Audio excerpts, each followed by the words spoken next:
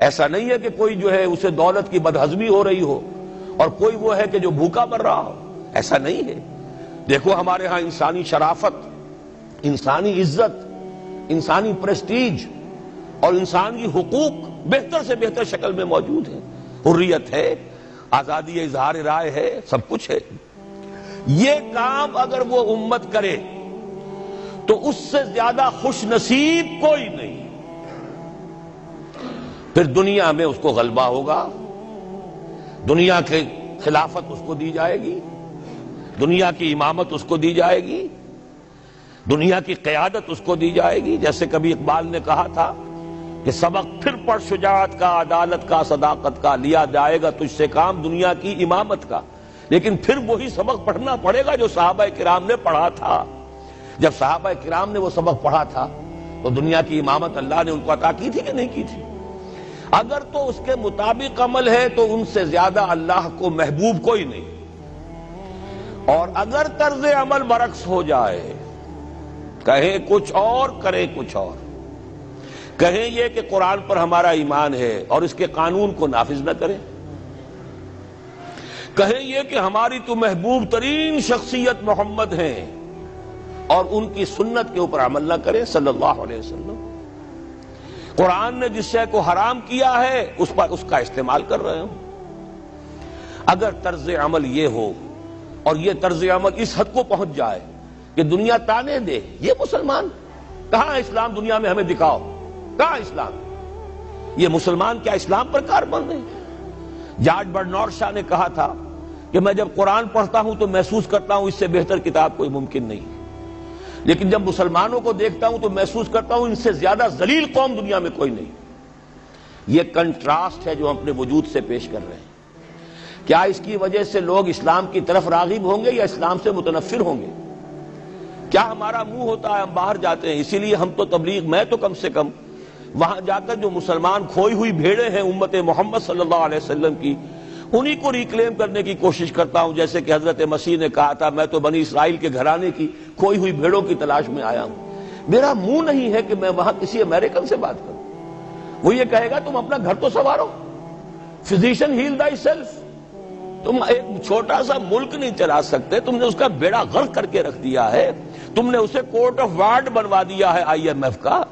ہاں یہاں تو گھڑی گھڑی جو ہے قرقمین آتے ہیں آئی ایم ایف کے اور ورلڈ بینک کے قرقی کرنے کے لیے، ہر روز ایک نئی قرقی ہو رہی ہے، ہر روز جو ہے آج پھر گاڑیوں کا کرایہ بڑھ رہا ہے، بجلی کا کرایہ قرقی ہو رہی ہے۔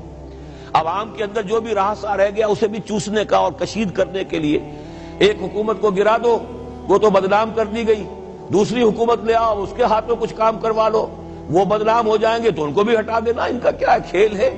یہ کھیل کھیلتے رہیں گے اور اس میں یہ ہے کہ اپنی قرقیاں کرتے چلے جاؤ۔ یہ حال اب کیا میرا منہ ہے کہ میں جا کر وہاں بات کروں؟ تم اپنے گھر کو دیکھو، تم اپنے ملک کو دیکھو، ایک وہ ہے جنہیں تصویر بنا آتی ہے، ایک تم ہو کہ لیا اپنی بھی صورت کو بگاڑ۔ ایک ہی ساتھ تم آزاد ہوئے تھے، ہندو بھی تھے کہ نہیں تھے؟ انہوں نے اس ملک کو بنایا ہے، اپنی معیشت کو، اپنی اکانومی کو اپنی بنیادوں پر، اپنے پاؤں پر، اپنے پیروں پر کھڑا کیا ہے۔ آج جو ہے وہ ایک منی سپر پاور بن چکا ہے، اور وہ کہ ڈرتا تھا پاکستان دو طرف سے ہمیں جو ہے قابو میں کر لے گا۔ پہلے تقریباً 20 برس جو ہیں ہندوستان کے، بھارت کے کانپتے ہوئے گزرے ہیں پاکستان سے، اب 30 برس سے جو صورتحال ہے وہ آپ کو معلوم ہے۔ تو صورت یہ ہے کہ جب کوئی قوم جو امت مسلمہ ہو یہ طرز عمل اختیار کرتی ہے تو عذاب اس پر آتا ہے۔ بڑی کڑوی بات ہے، آج عذاب کفار پر نہیں آ رہا، وہ تو اللہ تعالیٰ ان سے آخرت میں نمٹ لے گا، اور آخرت تو ہے ہمیشہ کی، بڑا سو عذاب تو وہیں کا ہے۔ وَلَعَذَابُ الْآخِرَةِ أَكْبَرُ لَوْ كَانُوا يَعْلَمُونَ۔ دنیا میں کفار پر عذاب آتا تھا جب کوئی رسول بھیج دیا جائے، اب رسول آئے گا نہیں، ایک ایکسیپشن ہے وہ بعد میں بتاؤں گا، لیکن اب دنیا میں جو عذاب آتا ہے وہ مسلمان امت پر آتا ہے۔ اب اس کو چونکہ بات بہت کڑوی ہے، تھوڑا سا میں اس کے اندر آپ کے لیے سمجھنا، حلق سے اتارنا اس کڑوی گولی کا آسان کر دوں۔ دیکھیے ہم سے پہلے بھی ایک امت مسلمہ تھی کہ نہیں؟ ہماری عمر جو ہے امت مسلمہ کی حیثیت سے ابھی 1400 برس ہوئی ہے، 1417 سن ہجری چل رہا ہے نا۔ اس میں آپ اور حضور کی بعثت 12 برس اور، تو 1430 برس سمجھیے، اس لیے کہ اس وقت جب سے کہ وحی کا آغاز ہوا ہے۔ یہ ہماری کل تاریخ ہے، ابھی 1450 برس نہیں ہوئی۔ ہم سے پہلی جو امت تھی 2000 برس تک اسی مقام پر فائز رہی۔ وہ کون تھے؟ بنی اسرائیل۔ وہ موسیٰ کے امتی تھے، ہم محمد کے امتی ہیں علی نبینا و علیہ الصلوۃ والسلام۔ انہیں تورات دی گئی تھی، ہمیں قرآن دیا گیا ہے۔ نبی ہونے کے اعتبار سے افضل ترین نبی، رسول ہونے کے اعتبار سے اکمل ترین رسول، کتاب ہدایت ہونے کے اعتبار سے جامع ترین کتاب، نوع انسان را پیام آخری، حامل او رحمت للعالمین۔ یہ اپنی جگہ تقابل ہے، لیکن ایک اور اعتبار سے دیکھیے، عمر اس کی طویل تھی 2000 برس، ہماری ابھی 1400 برس ہوئی۔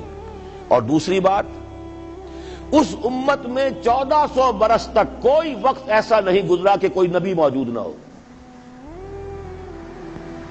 سینکڑوں نبی آئے۔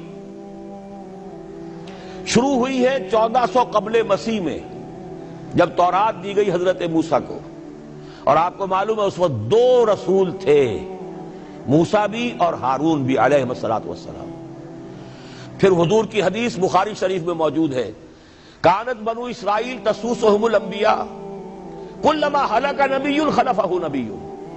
بنی اسرائیل کی سیاست اور حکومت جو ہے انبیاء کے ہاتھ میں ہوتی تھی۔ جب بھی کوئی نبی فوت ہوتا تھا، دوسرا نبی اس کا قائم مقام، اس کا جانشین ہو جاتا تھا، جیسے داؤد کے بیٹے سلیمان۔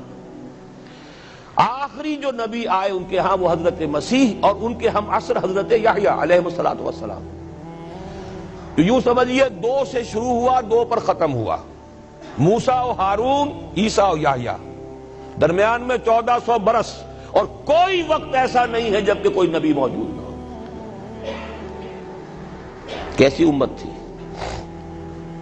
اسی لیے میں نے آپ کو بتایا، قرآن مجید میں سورہ بقرہ میں 2 جگہ فرمایا ہے، یا بنی اسرائیل اذکروا نعمتی التی انعمت علیکم وانی فضلتکم علی العالمین۔ چھٹا رکوع بھی شروع ہوتا ہے اسی آیت سے سورہ بقرہ کا، اور 15واں رکوع پھر شروع ہوتا ہے اسی آیت سے۔ اے بنی اسرائیل، میرے اس انعام و اکرام کو یاد کرو جو میں نے تم پر کیا، اور میں نے تو تمہیں تمام جہان والوں پر فضیلت دی تھی۔ لیکن وہی بنی اسرائیل، جب ان کا طرز عمل کیا ہوا، شریعت کو پس پش ڈال دیا، نبذ فریق من الذین اوتوا الکتاب کتاب اللہ وراء ظہورہم مثل الذین حملوا التوراۃ ثم لم يحملوها كمثل الحمار يحمل اسفارا۔ کتاب سے ناطا توڑ لیا، بس اس کو مقدس کتاب بنا کر رکھ دیا، نہ پڑھنا، نہ سمجھنا، نہ اس پر عمل کرنا، جیسے ہم کرتے ہیں۔ ایصال ثواب کی محفلوں میں کام آتا ہے، یا بچیوں کو وہ جہیز میں دینے کے کام آتا ہے، یا قرات کی محفلیں ہوتی ہیں، مقابلے ہوتے ہیں۔ اللہ اللہ خیر صدہ قرآن مجید سے ہمارا کیا سروکار رہ گیا ہے۔ بآیاتش ترا کار جزی نیست کہ از یاسین او آسا بمیری۔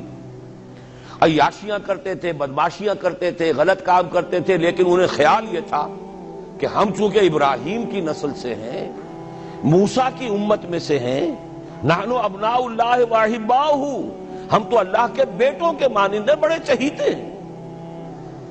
اسی پر اللہ نے فرمایا فَلِمَ يُعَذِّبُكُمْ بِذُنُوبِكُمْ بَلْ أَنْتُمْ بَشَرٌ مِّمَّنْ خَلَقَ۔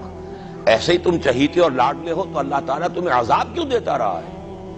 تمہیں نیبوکڈنیزر کے ہاتھوں پٹوایا 600 قبل مسیح میں، یوں سمجھیے تقریباً وسط میں آتا ہے یہ معاملہ۔ 1400 قبل مسیح میں تورات دی گئی، اور سمجھیے کہ ایک مسیحی میں حضرت مسیح آ رہی ہے 30 سن عیسوی میں، ان کے درمیان تقریباً وسط میں اشیریوں کے ہاتھوں پٹوایا اور بابلیوں کے ہاتھوں پٹوایا۔